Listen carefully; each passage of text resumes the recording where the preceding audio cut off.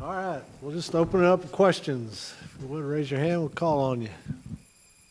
Over here, Gabe, to the right, Coach.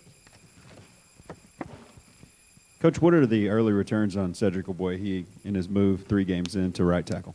I think, the biggest compliment you can give the offensive lineman is if you haven't noticed him. So I don't mean that in a derogatory sense. If you're noticing him, and then we get some problems. So, he's a natural tackle. He's played guard. He played guard last year just because we tried to get our best 5 guys on the field. Moved out to right tackle. He's athletic. He's long. He's 300 pounds. He's a good player. So he not struggled. He took him some time in the spring, just to know that he was in space and didn't have the help on either side. But he's a strong guy, smart guy, athletic guy, and he's fared pretty well against really good competition last week, and I look for him to continue to get better. Go to the back here. Hey, Coach, with a back-and-forth struggle like you guys had last week, are the guys angry, upset? What's the mood of the team? We're probably a little bit different than some teams. We give the players Sunday off and don't want them around here at all. And instead of coming in right after the game and then get back on Monday.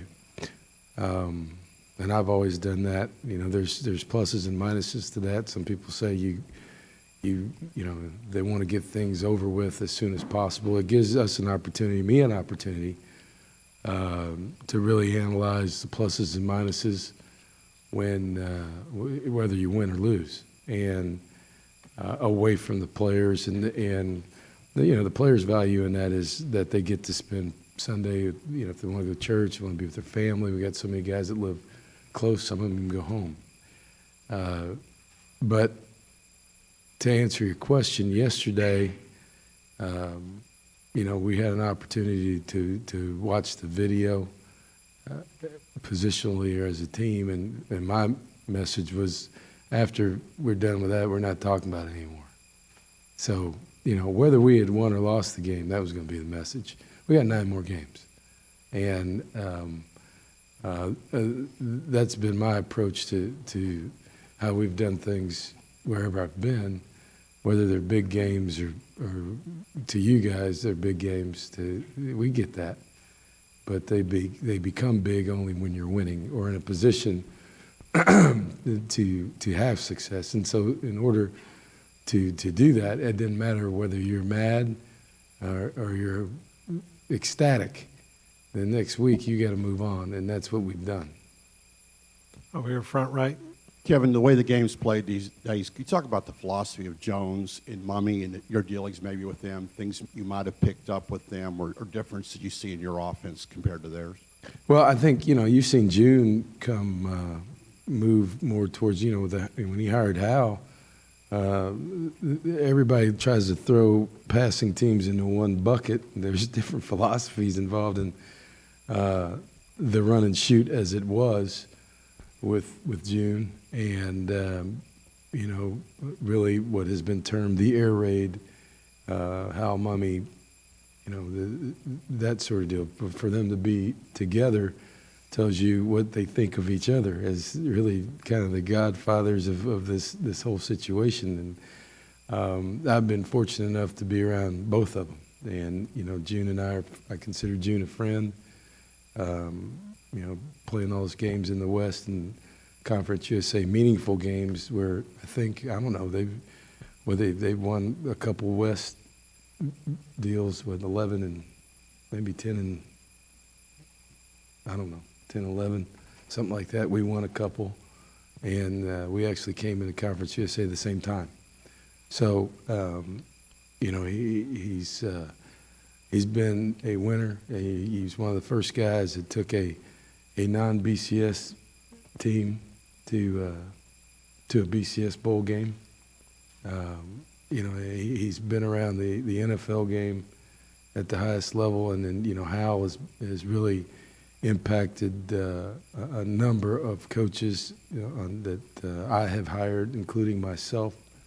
So I have a lot of respect for both men, and what they've accomplished and how they've altered history and the history of college football. So, we're probably a little bit different. Everybody's got their own twist on things, but the blend of those two guys is a little bit different. I would have said, 7, 8, 9, 10 years ago, I wouldn't see that coming. And it's one of those deals where you pick up the paper and said, he hired Hal. It's wow. So it's and you can see it. I think right now they lead the country in completions per game, or in total completions. I know they've got 2 receivers that are in the top 3 in the country in catches per game. So that doesn't surprise me. It'll be we're going to have to defend the whole field. Got a veteran quarterback who, coming out of high school, was as good a talent as there was in the nation. He's still very talented. I'm sure as he goes on, he's getting better and used to a system. We're playing another week, a team that had a whole week off again. I don't know how this scheduling thing works, where everybody gets a week off before they play us. So you'll see some new stuff. Even though we're at home, I'm not complaining about that. But they're going to have some new wrinkles and some new stuff, and it'll be another challenge for our defense, because it'll be different than what we saw last week, and we're going to have to defend the whole field, and we're going to have to defend the field vertically as well as from sideline to sideline, because they're going to stress us out and try to make us play in space and make open field tackles. Go over here to the left and then to the far right. Kevin, when was your first encounter with that style of offense, and what made you a believer in it? I don't know. There's all different. Mike Price hired me as a GA at Washington State, and I was my GA.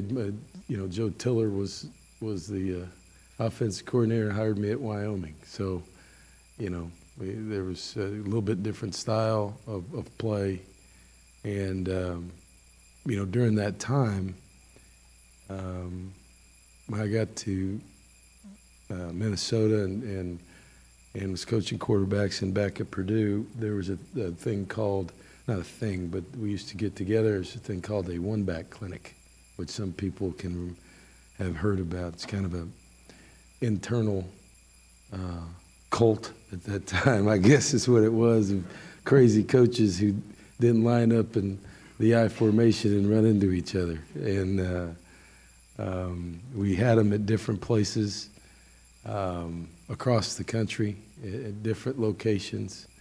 And a guy named Noel Mazzoni, who many people know now, is the offensive coordinator at UCLA.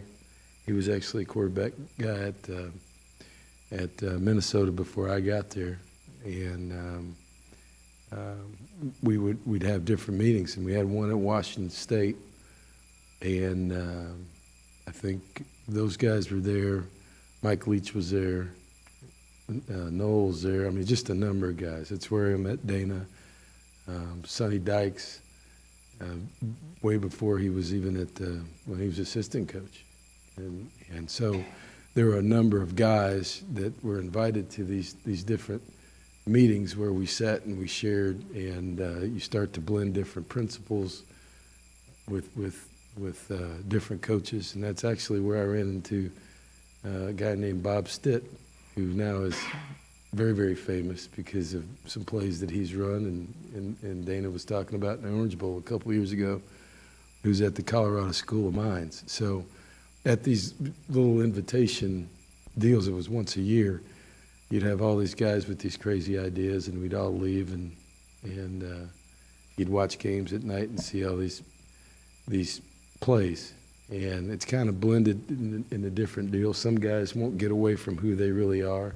Other guys kind of moved into some different facets. And I think right now you see, because of that, not just at Washington State, but you watch UCLA pretty close, you'll see a lot of things that you see being done here, or done at West Virginia, or done at SMU, or done at a couple different places. And there's other guys that sneak in there that have been involved in it. You know, Kevin Wilson, and Rich Rodriguez has been at one. You know, so where you're trying to figure out how to blend what fits with you, with some sorts of spread offenses that are run based, and some guys that throw the ball primarily. And you know, we try to be somewhere in the middle of that, and look for different things that can help us. So, you know, that's kind of how the thing got going.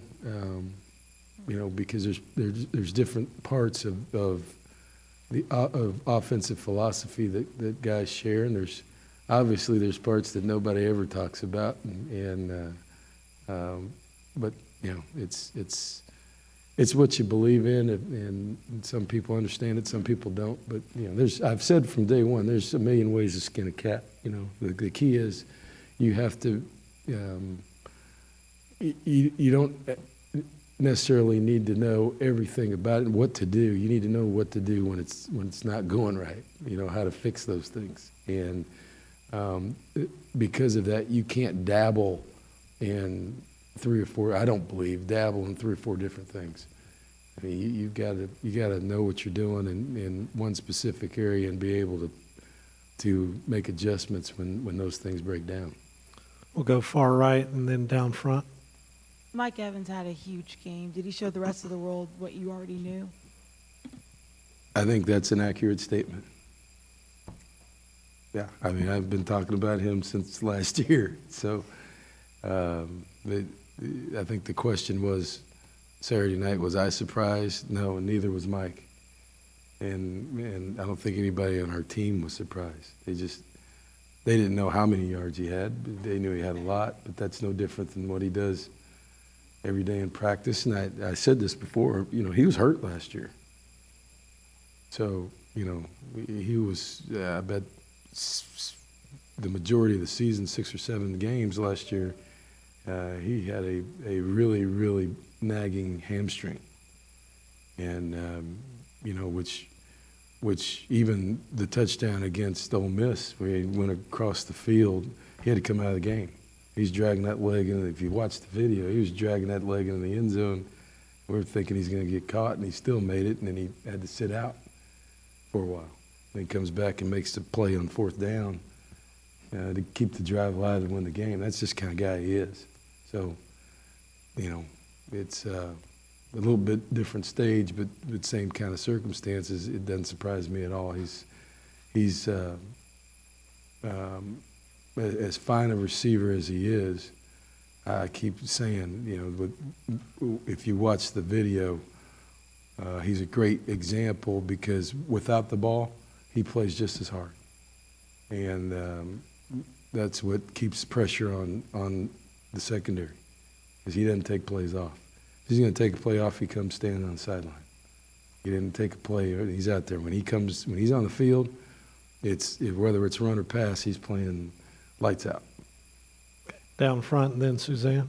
When Johnny's out there being Johnny and eluding the rush, and he on the completion, it ended up being a completion to Pope. What is going through your mind at that point? And then when he throws it up for grabs like that as well, in terms of what's going When through he's your mind? running around like that, I'm used to that now. Then last year I wasn't early. But he's running around, we're used to that. When he threw it up in the middle of the field, I had a little problem with that.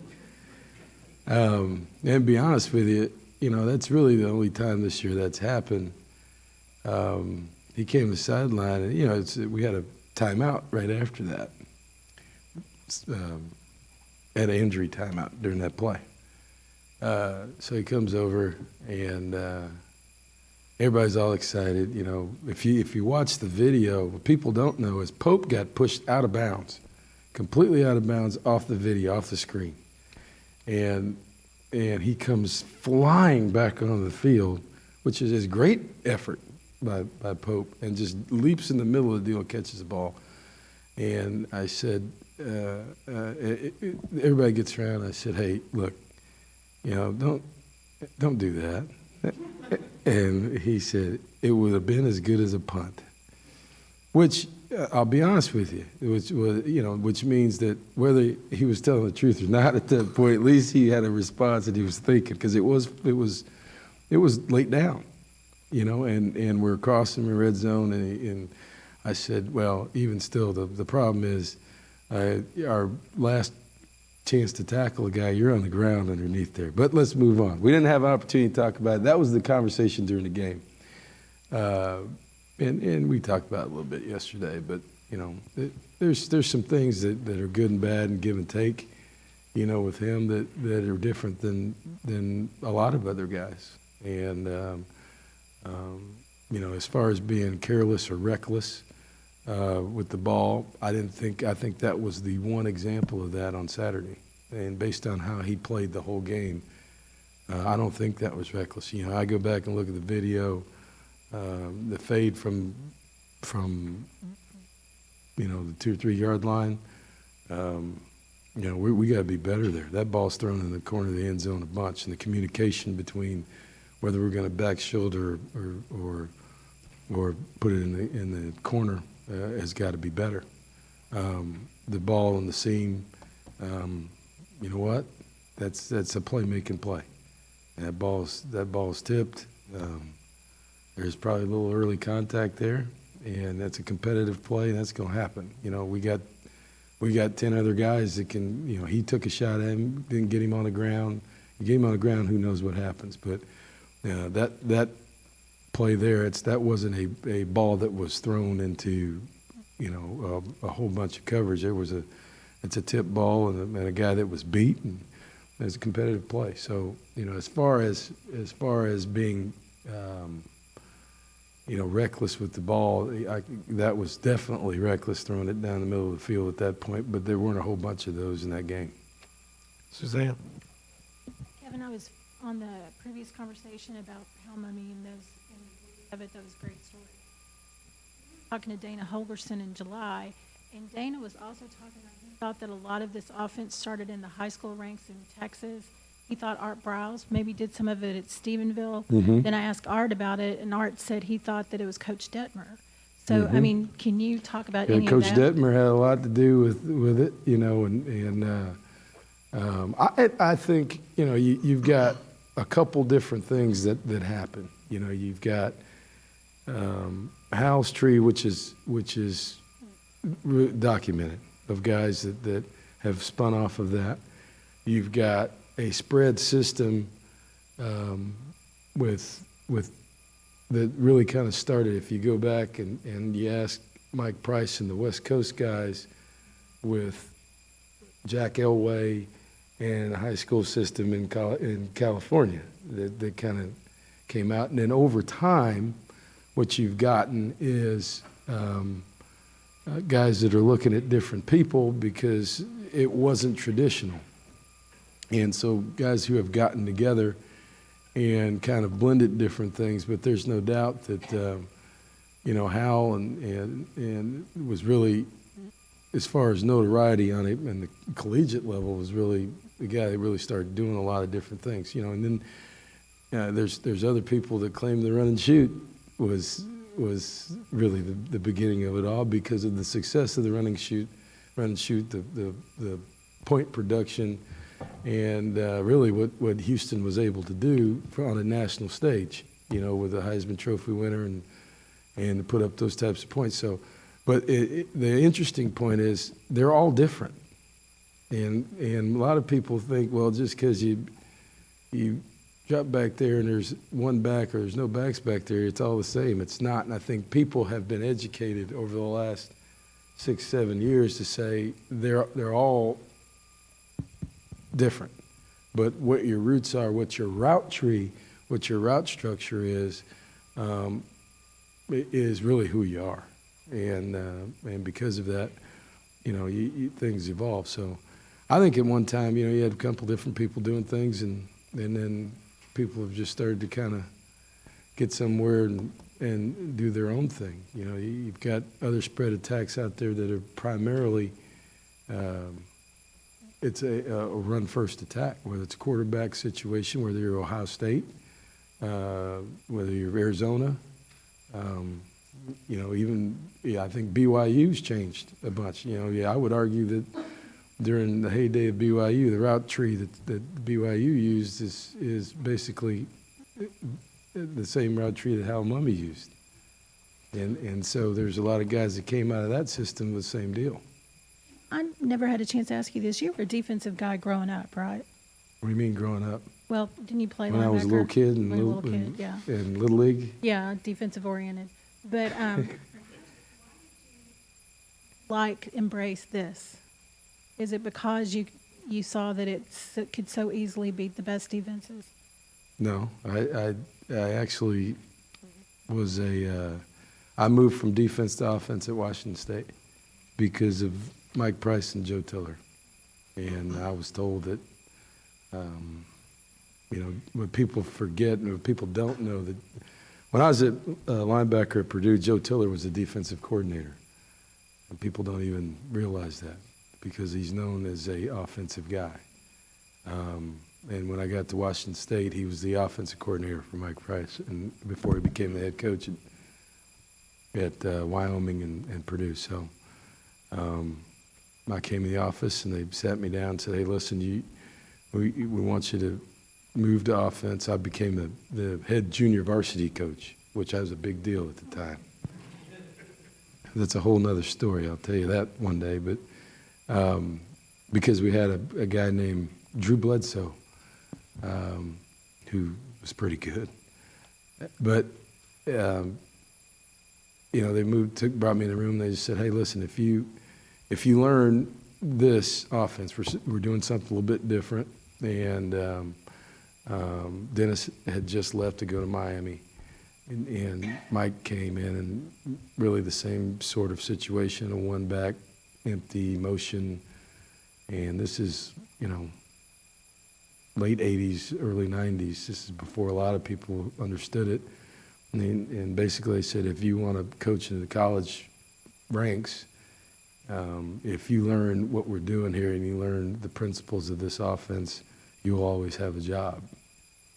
And that, at least up to this point, has turned out to be correct. So Mike, they were right, and I moved over there, and then Joe actually hired me at Wyoming for full time the first time. Okay, we'll get it to Gabe over here on the far right, and Gabe, looks like that's going to be the last one there. Coach, what have you seen from Deshaun Hall's development between Saturdays, and do you think maybe he's continuing to emerge and possibly give you an opportunity to get a better pass rush? Yeah, I mean, in a program, where we are right now, we need to get our program to a point where a guy like Deshaun gets to redshirt this year. We're not there. And, he has got a lot of talent, and he's got length, he's got quickness, but physically he's not mature. And so, the ability for him to add an extra 15, 20 pounds, to grow into his body, to, develop physically, we just don't have that luxury right now. So, he's kind of learning on the run. He goes out there and he runs around, and, here's a telltale sign. I look out there, and he's got one shoulder pad sticking up like this, and half of it's ripped off over here. And he comes over, he's, "Coach, they're holding." I said, "Yeah, they're holding. Everybody's holding. That's what happens at this level. They just grab you and hang on to you." So, it's a whole different situation. When you get strong enough and big enough to use those long arms and get people's hands off of you, that's different in high school. And, in certain games, he's been an impact player in the first two. I think it was a real learning situation for him and a number of young players in that game the other day. So, that, like I said, he's going to continue to get better because we have to play him, and his experience, game 5-6 weeks from now, he's going to be doing better than he is now. But definitely now, for a guy who just rushed the passer and played basketball, Saturday was a learning experience for him. You could see it in his eyes. All you do is look at his jersey and figure out there's a whole lot of things going on out here I've never seen before from a physical standpoint. Does that Okay, make Brent, sense? one more, and that's it. Yeah. Now that you finally had your entire defense intact for a game, where do you see yourself just really needing to improve on that side of the ball? Well, I think we settled down into repping and practicing the guys who are going to play. And, we played a lot of guys, repped a lot of guys the first 2 weeks, 3 weeks that weren't experienced. We had to catch up the experience with some guys that hadn't played. You look at where we were, to replace really 4 of the front 7 coming into the year, and then to have really the 3 of the other 7 either miss a game, at least one game, whether it was Julian was out a game, was injured, Kirby was out, and Jinx was out too. We're actually repping a whole bunch of guys from a depth standpoint, but maybe not starters. We had to catch them up. I think what you miss is the communication, and to be able to line up, to be able to make adjustments, because as I've said before, it's one thing for coaches to make adjustments and to explain them, but it takes some sort of experience and wherewithal to utilize those adjustments in a game. So I think now, we've got enough pieces of guys that have played, but now we can settle down and say, all right, here's the true order of how the reps are going to go now that we got Jinx back, now that we know what we have in our young linebackers and our defensive line, what the rotation's going to be now, instead of you starting and having to do this, or who's a swing guy inside there. So the continuity of me, particularly with young guys, just learning this position instead of the pressure that we put on them, particularly those linebackers and those D linemen, to learn a couple different positions because we had to get through those games. I think it's going to help us. So we've got to get them in the right positions, practice them for continuity's sake, and get some leadership out of the guys who haven't played in a communication fashion. And the things that we saw are correctable. I think our players understand that, and that's where we get back to today to really some continuity and not as much newness as last week on as far as personnel and parts, and just establish who we are for the rest of the season personnel-wise for the rest of the year on defense. All right, Coach, thanks. All right, thank you.